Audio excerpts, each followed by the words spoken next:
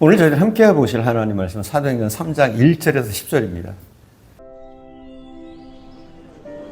제9시 기도 시간에 베드로와 요한이 성전에 올라갈새 나면서 못 걷게 된 이를 사람들이 메고 오니 이는 성전에 들어가는 사람들에게 구걸하기 위하여 날마다 미문이라는 성전문에 두는 자라. 그가 베드로와 요한이 성전에 들어가려 함을 보고 구걸하거늘 베드로가 요한과 더불어 주목하여 우리를 보라. 그가 그들에게서 무엇을 얻을까 하여 바라보거늘 은과 금은 내게 없거니와 내게 있는 이것을 내게 주노니 나사렛 예수 그리스도의 이름으로 일어나 걸으라. 오른손을 잡아 일으키니 발과 발목이 곧 힘을 얻고 뛰어서서 걸으며 그들과 함께 성전으로 들어가면서 걷기도 하고 뛰기도 하며 하나님을 찬송하니 모든 백성이 그 걷는 것과 하나님을 찬송함을 보고 그가 본래 성전 미문에 앉아 구걸하던 사람인 줄 알고 그에게 일어난 일로 인하여 심히 놀랍게 여기며 놀라니라. 베드로와 요한은 구걸하는 사람에게 은과 금을 주지는 못했습니다. 그러나 나사렛 예수 그리스도 이름으로 그를 구원했습니다. 그의 삶을 변화시켰습니다. 새로운 삶을 열어줬습니다. 내게 있는 것으로 내게 주로니 일어나 걸어라. 말씀하자 안전뱅이는 베드로의 손을 잡고 일어났습니다. 걷기도 하고 뛰기도 하면서 하나님을 찬양했습니다. 이제 새 사람이 되었습니다. 교회는 성도들이 예수의 이름으로 바로 설 때 권위가 있습니다. 은과 금이 문제가 아닙니다. 초대교회 당시 로마 제국 통치 지역의 교회는 박해를 받는 중에 더욱더 권위가 있었습니다. 권능이 나타났습니다. 교회 건물도 없었지만 그들은 숨어서 신앙생활을 했지만 예수 그리스도의 이름으로 바로 설 때 권세가 있었습니다. 로마 황제가 기독교를 국교로 공인할 때 기독교인은 7%였습니다. 아주 많은 숫자는 아닙니다. 다수는 아니었습니다. 그럼에도 불구하고 로마 황제가 굴복하고 세례를 받았습니다. 미국의 헨리 라우엔 박사는 하버드 대학의 교수직을 사임하고 정신지체자들을 가르치는 시설인 데이브레이크에 직원으로 들어갔습니다. 세계적으로 인정받는 석학인데 하버드 대학의 교수로서 명예와 많은 보직을 버리고 정신지체 장애자들이 있는 곳으로 그들을 돌보기 위해서 자리를 옮겼습니다. 많은 사람들이 왜 그러냐고 물었습니다. 신학자가 신학생을 잘 길러내서 훌륭한 목회자를 만드는 사명을 두고 왜 장애인들이 있는 그 시설로 들어가느냐고 물었습니다. 라우엔 박사는 이 질문의 대답으로 책을 한 권 썼습니다. 그 책의 이름이 무엇이냐면 바로 예수 그리스도의 이름으로입니다. 그는 예수의 이름으로 살고 싶어서 장애인 시설로 들어갔던 겁니다. 그런데 그는 지금 하버드 대학의 교수로 있을 때보다 더 큰 권위를 얻었습니다.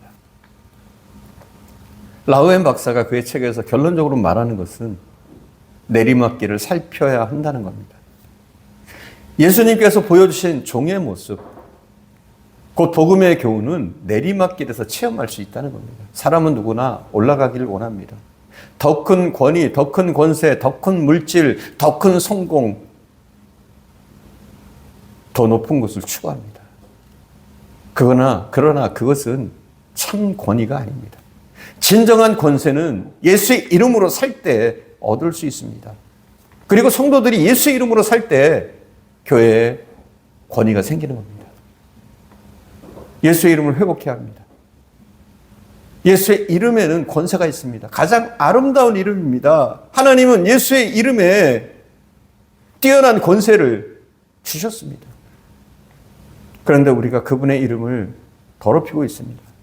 우리가 잘못해서 예수의 이름이 조롱거리가 되고 있습니다. 교회가 잘못해서 교회가 너무나 세상적인 길로 걸어가니까 세상에서 교회가 조롱거리가 되고 크리스찬이 조롱거리가 되어지고 있습니다.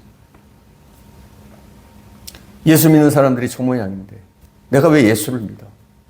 교회가 저 모양인데 우리보다 더 못한데 복음의 문이 점점 닫히고 있습니다. 우리가 죄인입니다. 우리가 주님의 영광을 가렸습니다. 우리가 명목상 예수님의 사람들이지만 하나님의 말씀대로 살지 못했기 때문에 예수님의 이름을 더럽혔습니다. 이제라도 정신 차려야 됩니다. 이제라도 정신 차리고 하나님께 영광 돌리기 위해서 우리가 힘써야 됩니다. 헨리 포스틱이라는 목사님은 크리스천을 둘로 구별했습니다. 하나는 심리적 크리스천이고 다른 하나는 윤리적 크리스천입니다. 심리적 크리스천은 감상하고 즐기는 크리스천입니다. 예배를 통해서 평화를 즐기고 설교를 통해서 위로를 받고 흐뭇한 감정에 젖는 크리스천. 이에 반해 윤리적 크리스천은 예배와 말씀을 접하면서 자신의 책임을 절감하는 사람입니다. 그런데 우리의 문제 중 하나는 윤리적 크리스천으로 나가지 못하고 그냥 심리적 크리스천으로 그치는데 문제가 있습니다. 초대 로마 교회가 10%의 성도가 있었으나 로마 황제를, 로마 전체를 굴복시켰던 것은 적은 숫자였지만 그들이 확실하게 예수의 이름으로 살았기 때문입니다. 그때 성적으로 문란화되었습니다. 그런데도 크리스천을 며느리로 삼으면 확실했습니다. 크리스천 처녀들은 착하고 순결했습니다. 그래서 고관집에서는 크리스천 며느리를 맞으려고 힘썼습니다. 이것이 씨앗이 되어서 크리스천 자녀들이 고관집에서 태어나고 드디어 로마의 주류가 되었습니다. 지금 우리의 모습은 어떻습니까?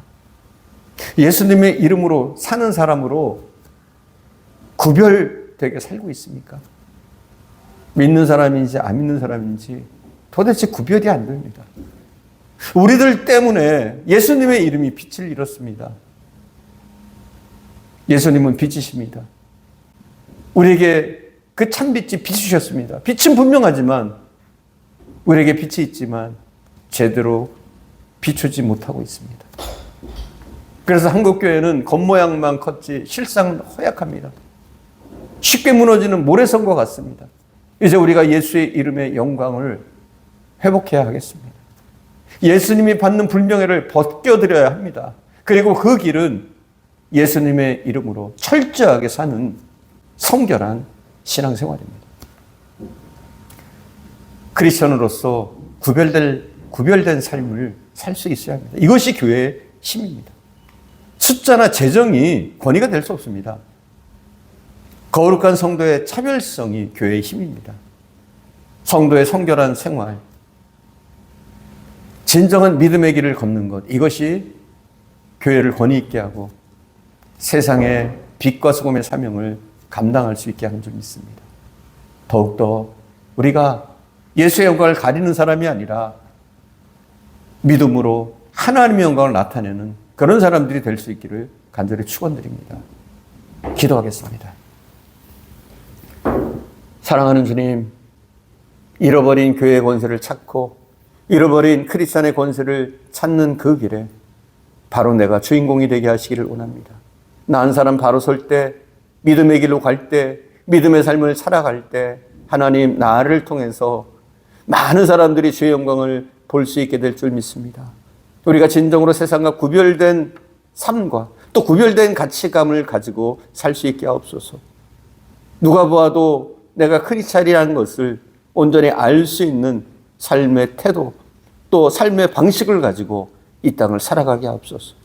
더 이상 주님의 이름의 영광을 가리는 삶이 아니라 더욱더 주님의 영화로운 그 영광을 나타내는 삶이 되어질 수 있도록 주님 축복하시고 인도하옵소서. 특별히 우리 헤아림 교회를 통해서 하나님의 영광이 이 지역과 이 대한민국에 풍성하게 나타내게 하는 그런 하나님이 기뻐하시는 교회로 우리 헤아림 교회가 세워질 수 있도록 축복하옵소서. 오늘도 함께 하실 줄 믿사옵고 우리 구주 예수님의 이름으로 기도드립니다. 아멘.